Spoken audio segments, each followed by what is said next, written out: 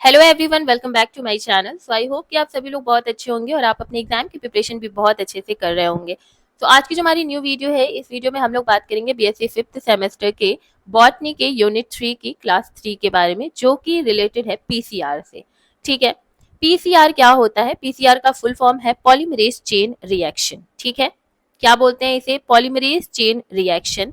और पीसीआर का काम क्या होता है? पीसीआर का काम होता है किसी भी एक स्पेसिफिक डीएनए सीक्वेंस को क्या करना? एम्पलीफाई करना, मतलब कि बहुत सारी मैनी कॉपीज बनाना। ठीक है, एक डीएनए सीक्वेंस की बहुत सारी कॉपी बना देना, इसे ही हम कहते हैं क्या? पीसीआर के द्वारा, पॉलीमरेज चेन रिएक्शन के द्वारा एम्पलीफिकेशन की प्रोसेस करना। ठीक है, इसे बहुत ही आसान शब्दों में अगर मैं बताऊं, आसान शब्दों में, जैसे आपके पास आपका एक 10th का मार्कशीट है, ठीक है, एंड आप उस 10th के मार्कशीट को एक किसी भी साइबर कैफे पे लेकर के जाते हो, ठीक है, और वहां जाकर के कहते हो कि इसे फोटो कॉपी कर दो। तो फोटो कॉपी के दौरान आप उस एक मार्कशीट, जो आपकी ओरिजिनल मार्कशीट है, उससे आप लाखों, मिलियंस, बिलियंस आप क्या कर सकते हो? उस मार्कशीट की फोटो कॉपीज निकलवा सकते हो। ठीक है, तो इसी तरीके से हमारे जो पीसीआर हैं, वो हमारे मोल बायो का आप ऐसे बात कर सकते हो कि फोटोकॉपी वाली मशीन है, जिसमें डीएनए सीक्वेंस का एक छोटा सा सेगमेंट अगर आप डालते हो, तो उसकी मल्टीपल्स कॉपीज आपको मिल जाती हैं। अब ये हेल्पफुल कैसे है, मैं लास्ट में बताऊंगी। तब तक थोड़ा सा आप लास्ट तक वीडियो देखो और समझो। देखिए, ये ना एक क्रिस्प एंड शॉर्ट फर्स्ट ये स्लाइड मैंने आपके लिए बनाई है, जो कि कभी इन केस अगर आपको एमसीक्यू में जरूरत हो तो आप इसका यूज कर सकते हो। कि पीसीआर का फुल फॉर्म है पॉलीमरेज चेन रिएक्शन। करता क्या है? एम्पलीफाई करता है डीएनए सीक्वेंस को प्राइमर्स का यूज करके, टैग पॉलीमरेज, मतलब different type of RNA polymerase का यूज करके। स्टेप्स क्या होते हैं? डीनेचुरेशन होता है डीएनए का, एनिलिंग होती है, एक्सटेंशन होता है, और एप्लीकेशन क्या है? तो डीएनए क्लोनिंग अगर हमें करनी है, जेनेटिक टेस्टिंग करनी है, या फॉरेंसिक एनालिसिस करना है, तो वहां पे हम इस पीसीआर का यूज कर सकते हैं। नाउ इन अ इलाबोरेटेड वे अगर मैं बात करूं, पीसीआर का फुल फॉर्म है पॉलीमरेज चेन रिएक्शन। बहुत जगह पूछा जाता है, इसलिए इसे रट लीजिए। ठीक है, अब एक पावरफुल टेक्निक है जो कि हमारे मोल बायोलॉजी में काफी ज्यादा यूजफुल होता है। क्यों? क्योंकि ये हमें मिलियंस ऑफ कॉपी देता है एक स्पेसिफिक डीएनए सेगमेंट का। अब आप पूछोगे कि दीदी हमें मिलियंस ऑफ डीएनए क्यों चाहिए? हम एक ही डीएनए से काम चला लेना, क्यों चाहिए? जैसे मैं फॉरेंसिक एप्लीकेशन की बात करती हूँ पीसीआर की। Imagine you have a single hair at a crime scene. ठीक है, एक क्राइम सीन हुआ है, कहीं मर्डर हुआ है, और एक आपको उस जिसका मर्डर हुआ है उसके आपके शर्ट पे, ठीक है, जिसका मर्डर हुआ है जिस इंसान का, उसके शर्ट पे आपको एक बाल मिल गया। ठीक है, एक छोटा सा बाल मिला। ठीक है, आपको शक हुआ कि ये बाल जरूर उस इंसान का हो सकता है जिसने इसका मर्डर किया है। आप उस जो बाल है उसको लेकर के जाओगे फॉरेंसिक लैब में, एंड क्योंकि आपके पास एक छोटा सा बाल है और उसमें हो सकता है कि एक टाइनी अमाउंट ऑफ डीएनए हो, क्योंकि आपको पता है कि आपकी होल बॉडी में डीएनए है ना, हर एक बॉडी के पार्ट में डीएनए है, क्योंकि सेल से ही हमारी बॉडी बनी हुई है और सेल के अंदर डीएनए होता है। अब ये मत काफी बच्चों को लगेगा कि बाल में कैसे डीएनए होगा। बाबा, बाल भी सेल से ही बना हुआ है और सेल में ही डीएनए होता है, इस चीज को याद रखना। ठीक है, तो हमारे बाल में, मान लीजिए जो बाल उसे मिला है, हम जो भी पुलिस वगैरह गए हैं, तो फॉरेंसिक लैब में जब गया तो उस बाल में छोटा सा डीएनए जो है वो मिला। ठीक है, डीएनए का एक segment, tiny amount of DNA मिला। ठीक है, अब हम उस टाइनी अमाउंट ऑफ डीएनए से क्या कर लेंगे? अगर मान लो कि हम कोई प्रोसेस कर रहे हैं, उसमें वो डिस्ट्रॉय हो जाए, तब तो खत्म यार। एक ही जो, मतलब हमें प्रूफ मिला था कि हो सकता है कि इससे हमें मर्डरर का पता चल जाए, हमने तो उसे खत्म कर दिया, है ना? तो हम चांस नहीं ले सकते हैं, हम बिल्कुल चांस नहीं ले सकते हैं कि ये जो एक छोटा सा हमें डीएनए का सेगमेंट मिला है उसे भी हम खो दें। ठीक है, हम क्या करेंगे? इसकी कॉपीज बनाएंगे, मिलियंस एंड बिलियंस की कॉपीज बनाएंगे, और उसके बाद हम एक्साइटेड रहेंगे कि भाई हमारे पास तो इतनी कॉपीज है, अब तो हम मस्त इस पे काम करेंगे और मर्डरर का पता लगा के रहेंगे। समझ में आया पीसीआर क्यों यूजफुल है? Millions and billions of copies क्यों चाहिए हमें? ठीक है, इसके अलावा भी बहुत सारे एप्लीकेशन है, but this is enough for you. ठीक है, अब हम बात करते हैं कि ये जो मिलियंस एंड बिलियंस कॉपीज है, ये बनती कैसे हैं, है ना? सबसे पहले, जब भी हमें कुछ बनाना है तो वी नीड इंग्रेडिएंट्स। अगर हमें कोई खाना बनाना है तो वी नीड इंग्रेडिएंट्स, है ना? वैसे अगर हमें डीएनए के कॉपीज बनाना है तो वी नीड इंग्रेडिएंट। जैसे कि पीसीआर मशीन तो चाहिए ही, उसके अलावा हमें डीएनए टेम्पलेट चाहिए, ठीक है। जैसे हमने जो बाल हमें मिला था वो हमारे पास हो गया एक डीएनए टेम्पलेट, एक छोटा सा अमाउंट ऑफ डीएनए जो हमें मिला उस बाल से, उसे हमें कॉपी करनी है, ठीक है। तो ये एक ऐसा पीस ऑफ डीएनए है जिसकी कॉपी आपको करनी है। तो मान लीजिए कि उस बाल की जो डीएनए है उसकी कॉपी हमें करनी है, वो हमारा डीएनए टेम्पलेट हो गया। फिर हमें प्राइमर्स चाहिए, हमें शॉर्ट डीएनए सीक्वेंसेस चाहिए जो इस डीएनए के जो हमें मिला है सेगमेंट, ठीक है, उसके बेसिस से मैच कर रहा हो, सो डैट वो प्राइमर हो, ठीक है। और आपको पता है कि प्राइमर क्यों चाहिए होता है, क्योंकि वहां पर उसी प्राइमर पे जाकर के जो आरएनए या फिर डीएनए पॉलीमरेज होते हैं, तो यहाँ पे हम डीएनए की बात करेंगे, डीएनए पॉलीमरेज जो है ये एंजाइम जाकर के इस प्राइमर पे ऐड हो सके और आगे चल करके एक न्यू डीएनए स्ट्रैंड बना सके। इससे पहले मैंने हर एक चीज क्लियर की हुई है, ट्रांसक्रिप्शन, ट्रांसलेशन, हर एक चीज, तो प्लीज पहले वो पढ़ लेना तभी ये पढ़ना, ठीक है। अब समझिए, हमें मिल गया डीएनए टेम्पलेट, एक छोटे से बाल से हमें वो डीएनए टेम्पलेट मिला। नाउ हमने प्राइमर का भी व्यवस्था कर लिया, प्राइमर लगा दिया, प्राइमर लगा देंगे और उसके बाद उस प्राइमर पे आरएनए जो, सॉरी बार बार आरएनए निकल रहा है, डीएनए जो पॉलीमरेज है वो जाकर के ऐड ऑन हो जाएगा, ठीक है। और फिर वहीं से एक नया स्ट्रैंड बनाने लगेगा। साथ ही साथ हमें न्यूक्लियोटाइड्स की भी जरूरत पड़ेगी, जैसे कि जो हमारे बिल्डिंग ब्लॉक्स हैं एटीजीसी, इनकी जरूरत पड़ेगी जिससे कि न्यू स्ट्रैंड जो है वो बन पाए। और जैसा मैंने बोला कि इन सभी के ये सब हमें मिल गया और हमें पीसीआर मशीन ही नहीं मिली, तो हम कहाँ इसको बनाएंगे। हमने सारे इंग्रेडिएंट्स ही जमा कर लिए और हमारे पास आग ही नहीं है, हमारे पास चूल्हा ही नहीं है, हमारे पास कोई ऐसा है ही नहीं कि हम कहाँ खाना बनाएंगे।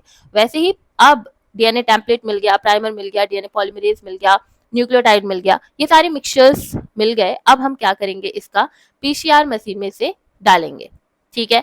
DNA sample is placed in a special machine called thermal cycler which changes the temperature cycle. अब ये जो पीसीआर है ये सब टेम्परेचर पे ही डिपेंड करता है, टेम्परेचर का खेल होता है इसमें, ठीक है। टेम्परेचर बढ़ाया जाता है, टेम्परेचर घटाया जाता है। तो क्या होता है एक्चुअल में प्रोसेस, समझिए।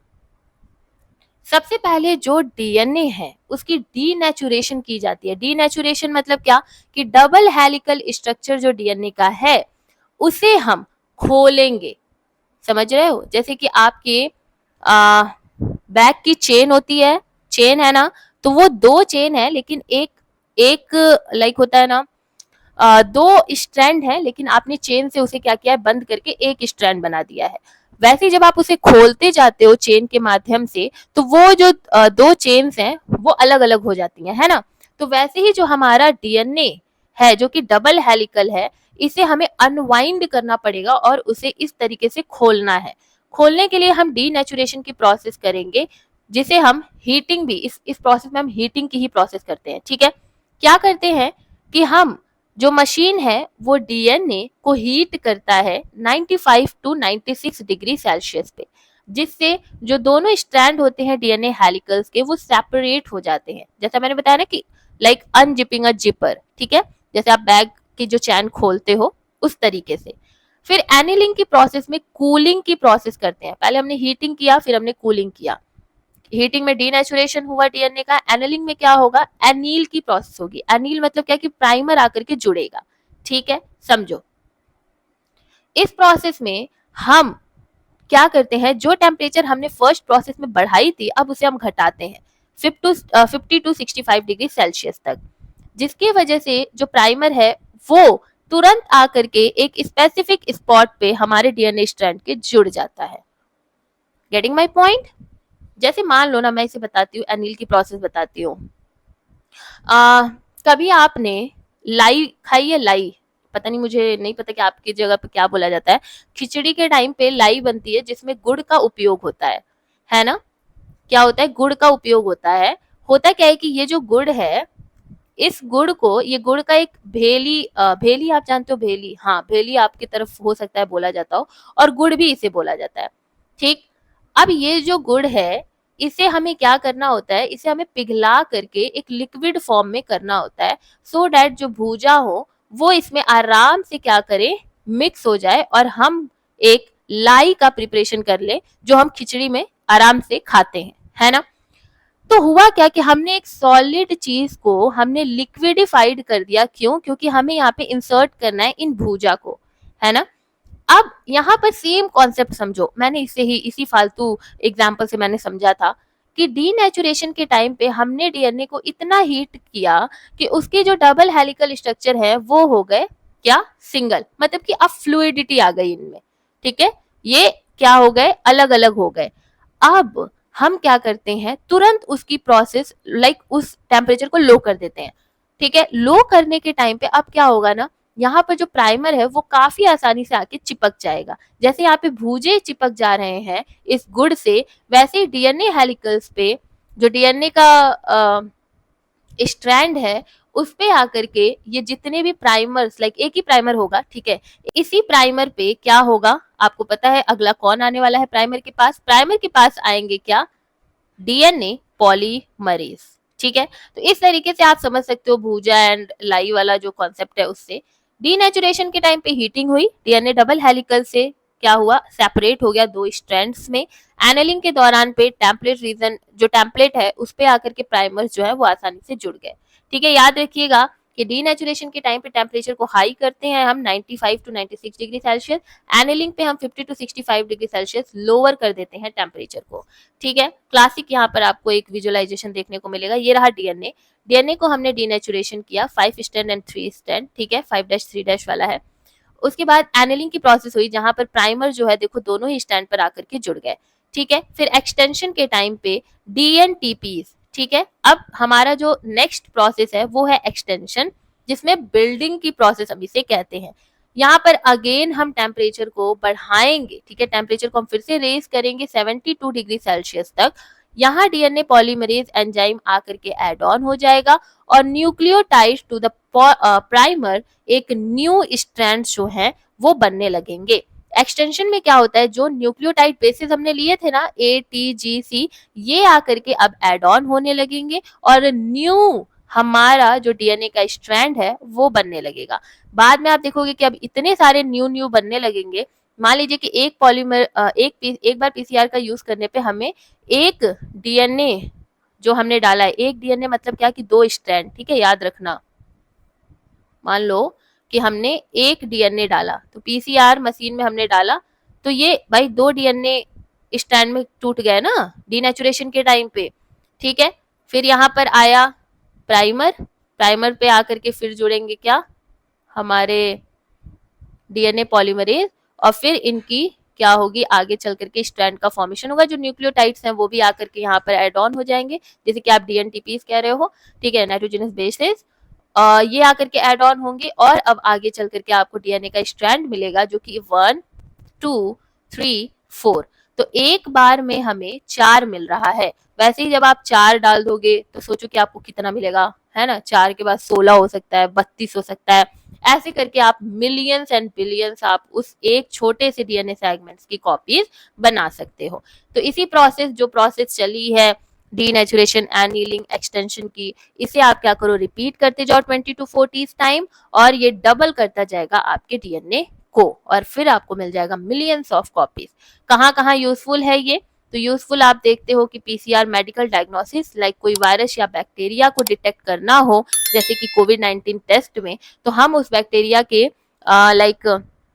जो डीएनए है उसे मिलियंस एंड बिलियंस वाली कॉपीज में हम करते हैं, उनकी कॉपीज बनाते हैं एंड फिर उनके लिए दवा बनाने की कोशिश करते हैं, क्योंकि अगर एक ही बैक्टीरिया हो और उसमें एक डीएनए है ना, तो हम एक डीएनए से क्या कर लेंगे, कुछ नहीं कर पाएंगे। तो we need so many copies of DNA, जिसकी वजह से हमारे पास ये ऑप्शन हो कि हम डिफरेंट टाइप ऑफ उस पे केमिकल्स का यूज कर सके और पता लगा सके कि हमारे लिए कौन सी मेडिसिन जो है, कौन सा केमिकल जो है वो मेडिसिन की तरह काम आ रहा है, ठीक है। उसके बाद फॉरेंसिक साइंस में मैंने आपको बताया कि क्राइम सीन वगैरह देखने के लिए, रिसर्च में आपको जीन को पढ़ने के लिए क्लोनिंग डीएनए या फिर बहुत सारी प्रोसेसेस, जेनेटिक टेस्टिंग में आपको जेनेटिक म्यूटेशन, हेरिडिटरी डिसीजेज, ये सब पढ़ने के लिए आपके पीसीआर जो है वो यूजफुल होता है। So that's all about the today's video. That's all about PCR. Thank you for watching the video and let's meet in the next video. तब तक के लिए प्लीज चैनल को सब्सक्राइब करिए, लाइक करिए वीडियो को एंड मिलते हैं नेक्स्ट वीडियो में। Bye bye, take care, be happy, bye bye.